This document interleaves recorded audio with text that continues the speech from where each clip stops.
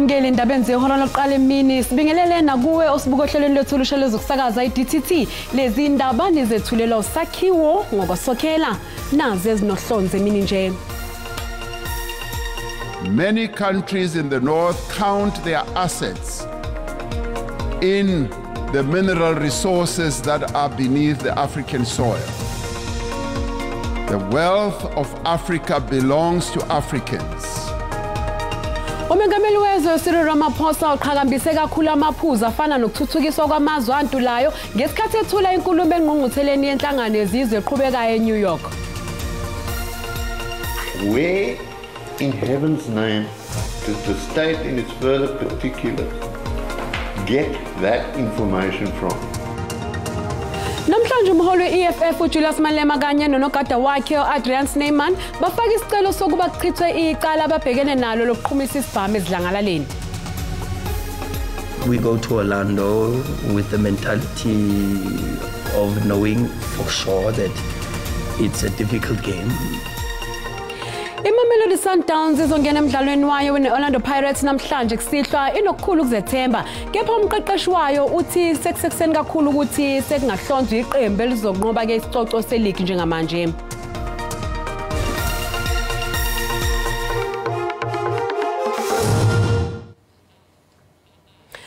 Umengameli wezwe Cyril Ramaphosa wethule statement eseningizimu Afrika engqungqutheleni enkulu yaminyaka yonke enhlangano yezizwe eqhubeka eNew York. Uqhakambise kakhulu amaphuzu afana nokuthuthukiswa kwamazwe antulayo, udaba lokuguquguquka kwesimo sezulu kanye nezimpi zamazwe omhlaba. Umengameli Ramaphosa emva komhlangano abenawo nomengameli wase-Ukraine ubese enxusa amazwe omhlaba ngelokuthi mawavule ithangami zokuxoxisana phakathi kweinhlangothi zombili ingabhekani iRussia neUkraine ehlukane nezenzo engabonakala sengathi iphehla udweshu. It is these principles that inform South Africa's participation in the African Peace Initiative, which seeks a peaceful resolution of the conflict between Russia and Ukraine. In this conflict, as in all conflicts, we have insisted that the UN Charter's principle of respect for the territorial integrity of every country should be upheld. Uphinde waqhamuka nesiphakamiso sokuthi makube nezwe elizokhuluma liqonde ngqo ngeqhaza lezwekazi iAfrika namazwe anothile emhlabeni einhlakeni ezinkulu okubalwa kuzo nayo inhlangano yezizwe. Africa is least responsible for the climate damage that has been caused, and yet it bears the greatest burden. This is a price that the people of Africa are no longer prepared to pay. Many countries in the north count their assets in the mineral resources that are beneath the African soil. The wealth of Africa belongs to Africans. Udaba lontswinyo olubhekene nezwe laseCuba neZimbabwe akazange alishiye ngaphandle njengoba income nokuthi kubhonculo lezo ikhonkwane ezifakwe kulamazwe. Iphini likaMengameli wezwe uPaul Mashatile lithi Afrika kufanele ipheze manje ukwethembela enhlakeni engaphandle kwalezwekazi ukuhlinzekwa ngemgomo uma kwenzeka qubuka ubhubhane emhlabeni. Uthi ukubheduka kobhubhane lwe-COVID-19 kwenza konke lokhu kwasobala. Ubhubhane lwe-COVID-19 lwashiya kukhalwa emhlabeni wonke jikelele eminyakeni emithathu edlule kwazise lwadlula nomphefumulo wabantu abangaphezu kwezigidi eziyisithupha. Ngaleyo ndlela bahlala obala ubuthakathaka bezinhlaka ezisabalalisa imigomo emhlabeni. The goal of equitable vaccine access, especially as the globe recovers from COVID-19 pandemic, is a core outcome sought by BRICS members and other groupings in the developing world. Umashatile unxuse ososayensi ukuthi baqinisekise ukuthi bahlale bevivile ngobuchwepheshe kulwisana nezingqinamba zezempilo ezibheduka kungalindelekile emhlabeni. In an ever-evolving world, we cannot remain reliant on external sources for vaccines and pandemic readiness. Kanti inhlangano ebhekele ezempilo emhlabeni iWHO yazeseka izinhlelo zezwekazi eAfrika zokukhiqiza imigomo eyenele. The African Union has a goal of seeing 60% of Africa's vaccines supplied by African manufacturers by 2040. This will require a trained workforce and a commitment to procure locally. Significant investments are also needed in infrastructure, training, and running costs. Izinhlelo ke okuhlangenwe ngazo kulengqungquthela kulindeleke ukuthi izilawulwe isikhungo esengamele ukulawula izifo ezwenikazi eAfrika. Isiqalile ukuhlonza idumbu zamalungayo esibhedlela eChilizini ngaphandle kwaseThoyando eLimpopo imndeni yabantu abangama22 abaphangalale engozini ebiphakathi kwebhasi kanye neloli eMusina ngesonto eledlule. Iziphathimandla zempilo eLimpopo zihambisana neminyango ehlukene okubalwa kuyo newezasekhaya zihola uhlelo lokuhlonza kwezidumbu zabaphangalele engozini yebhasi kanye neloli eyenzeke ngesonto eledlule. In this particular hospital mortuary, we received 20 remains of our loved ones, and out of those 20, 6, after being assessed by our forensic pathologists who were here from Polokwane, they could find that they were identifiable.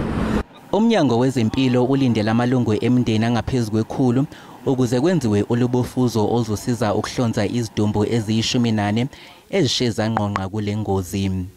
We need a next of kins, we need children, we need parents who are there so that we can start with the DNA collections, the sampling process.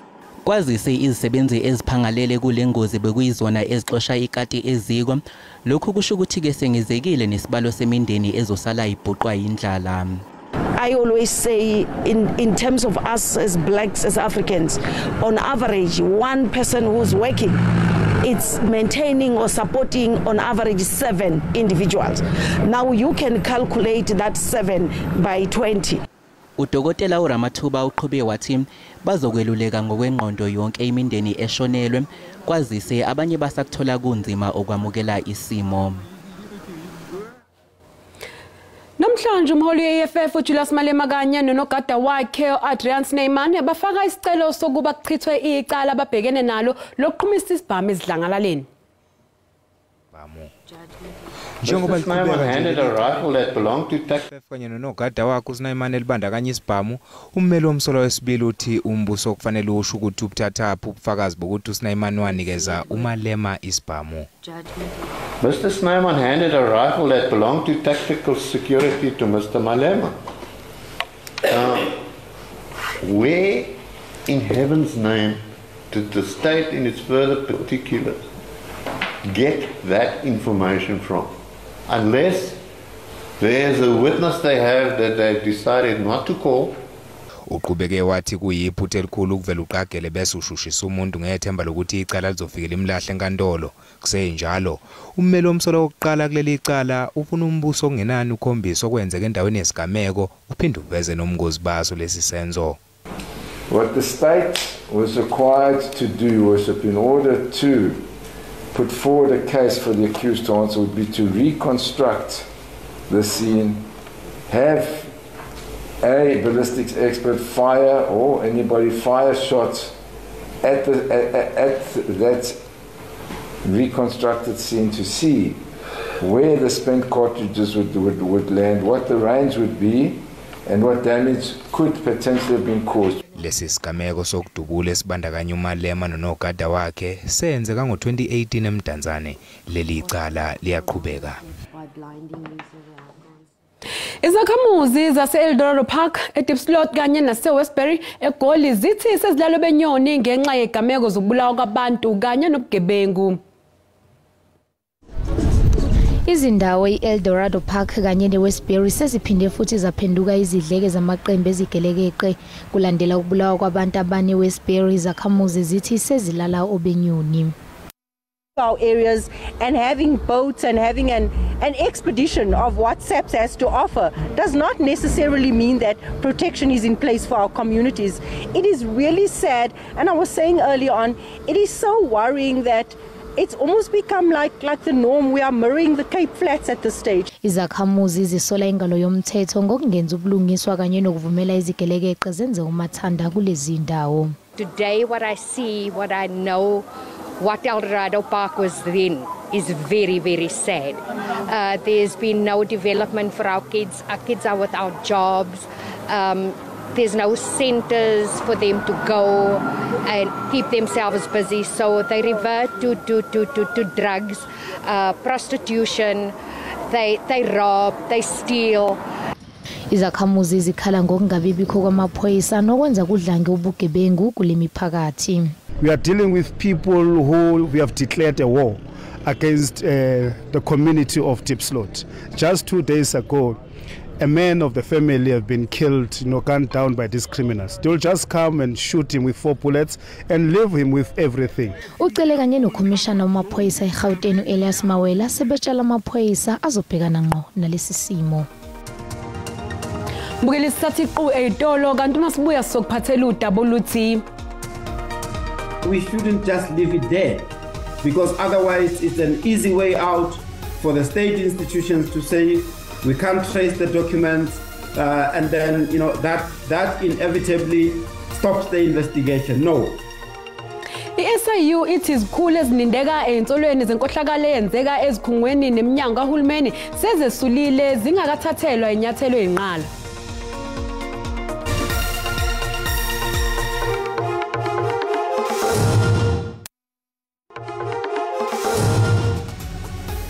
Mbukeli sikubingelele sikwamukela uma ngabe usanda ngena odabeni oluhambe phambili besibika ukuthi uMengameli wezwe uCyril Ramaphosa uqhakambise kakhulu amaphuzu afana nokuthuthukiswa kwamazwe antulayo ngesikhathi ethula inkulumo engqungqutheleni yenhlangano yezizwe eqhubekayo eNew York. Mbukela sikukhumbuza ukuthi lezi ndaba zikhona na ku YouTube, ngena kuyona uzicinge ngamagama athi SABC Izindaba na kanjani uzozithola. Izikhulu ezithinteka einsolweni zenkohlakalo eyenzeka ezikhungweni neminyango kahulumeni sezesulile zingakathathelwa inyathelo ezinqala. Lokhu kushiwo uphiko liphenya amacala akhethekile SIU. I-SIU ibuthula umbiko ohlangene neziphakamiso zekhomishana eyabe iphenya izinsolo zokuqhwagwa kwamandla ombuso neyayiholwa inhloko yamajaji uRaymond Zondo. The best that we do, because they would have terminated the employer-employee relationship, the best we do so that we don't really let them get off. We pursue them based on the civil litigation process and, of course, based on whether there is a criminal evidence pointing to them. Umuthibi uthe Prasa bawazanga ukuliqeda uphenyo lwabo ngenxa yokuthi maningi amaphepha aqukethe imininingwane ebalekile alahlekile. Lokhu kuhlanganisa nenkontileka yezigidi ezingama578 zamarandi yenkampani yonogada nokwatholakala ukuthi ayitholwanga ngendlela efanele. My instruction to the teams was that we shouldn't just leave it there, because otherwise it's an easy way out for the state institutions to say we can't trace the documents, and then that inevitably stops the investigation. No. We go in and find out what were the document saving requirements, who was responsible, how were the documents lost, and who was accountable, so that we don't just leave it hanging there. Isikhome silekelela abafundi NSFAS asikhona kancane enkingeni. Ungqongqoshe wemfundo ephakeme uDokotela uBlaine Zimande uthi bangaphezulu kwamaphesenti ayishumi abafundi basemanyuvesi ababhalisele kulolu hlelo olusha. uNzimande ubekhuluma nabezindaba ePitoli ngohlelo oluqhubekayo lwalesi sikhwama. Silokho sigxekwe njalo lesikhwama njengoba abafundi besale besesimweni sokuba sengozini, kodwa umnyango uthi lesikhwama asinayo nencane inkinga.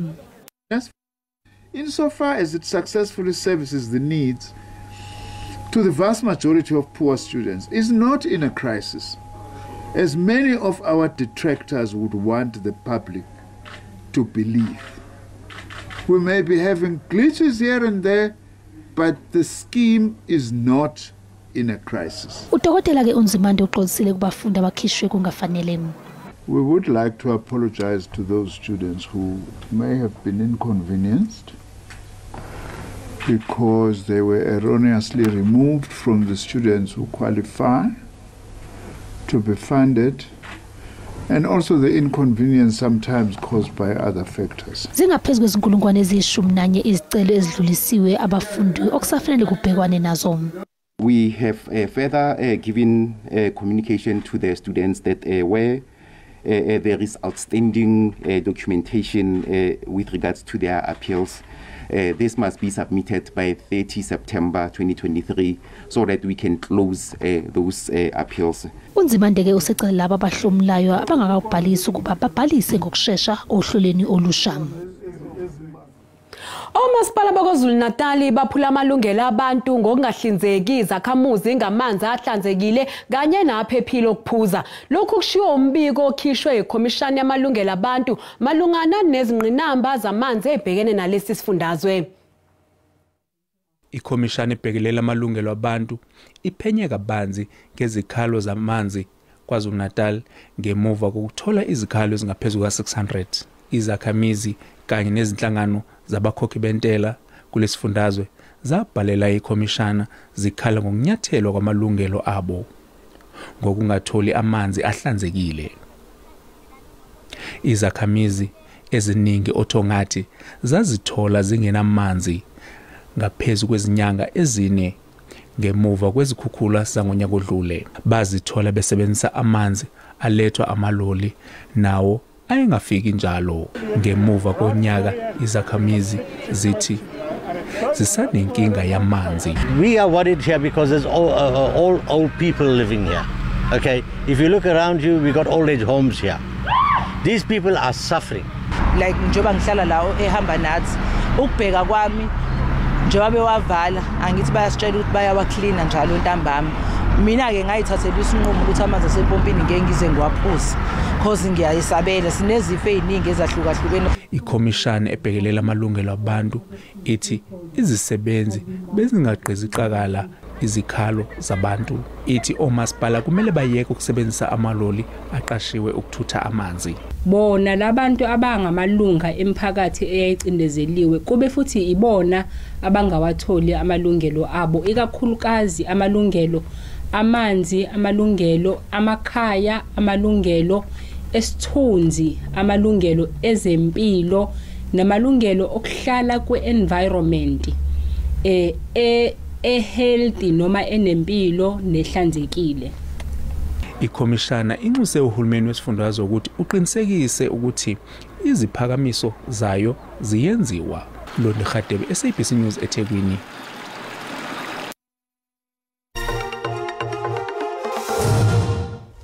Bukeleke sibheke emakethe ngalesi sikhathi. Irandi libiza 18 rand 95 edoleni lasemelika libe ngu23 rand 42 cents kupondo kanti lingu 20 rand 27 cents ku euro. Ipula laseBotswana libiza 1 rand 16 cents. Isephezulu inkomba Isabella JSE ngalesikhathi. Igolide libiza $1,930 i-ounce, iplatinum yona ibiza $942 i-ounce, oil ongahluziwe ubiza $93.09 umphongolo. Abakwa-Stats SA bakhiphe izibalo ezintsha ezitshengisa ukuthi zinyukile inkomba zentengo yokudla okuvamise ukuthengwa abantu enyangeni kaNcwaba zafinyelela ku-4.8% uma kuqhathaniswa no-4.7% ngoNtulikazi. Lokhu kuhambisana nokuqagula kosomnotho njengoba intengo yogesi kanye nezindlu konke kukhuphukile. Njengamanje ukwehla kwamandla emali kungabathengi kuhleze ezingeni elibekwe yibhange lombuso ngamaphesenti 3 kuya kwa6 inyanga ezintathu zilandelana.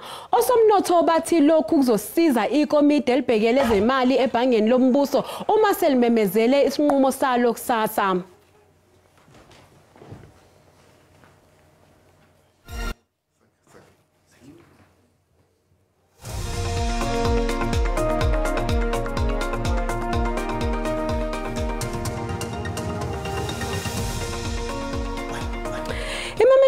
iSundowns izongena emidlalweni wayo neOrlando Pirates namhlanje kusihlwa inokukhulu ukuzethemba. Kepha umqeqeshi wayo uthi kusekuseni kakhulu ukuthi sekungahlonzwa iqembu elizonqoba isicoco seligi njengamanje.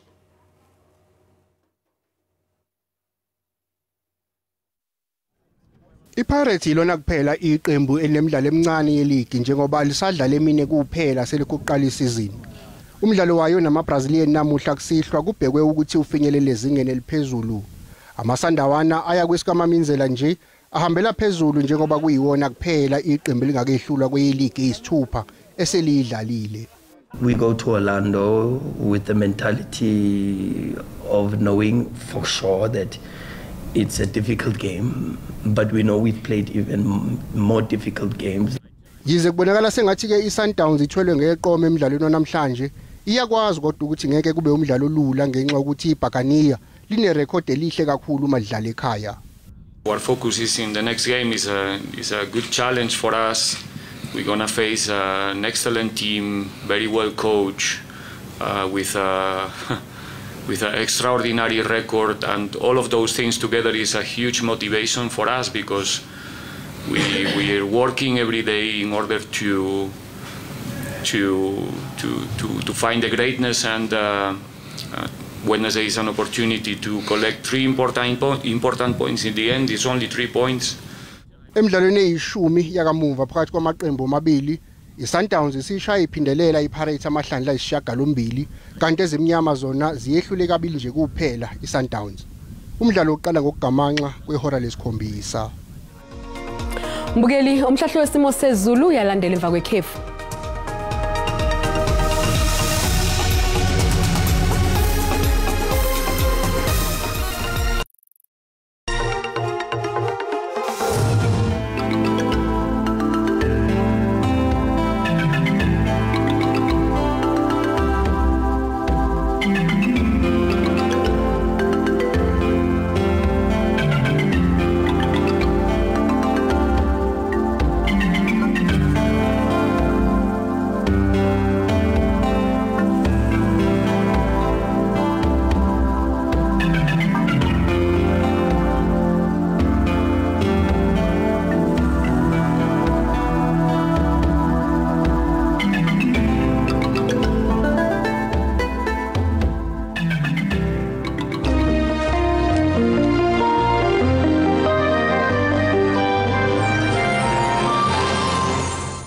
Mbukeli, sizibeka lapho ke indaba zehora lokuqala emini, usale kahle.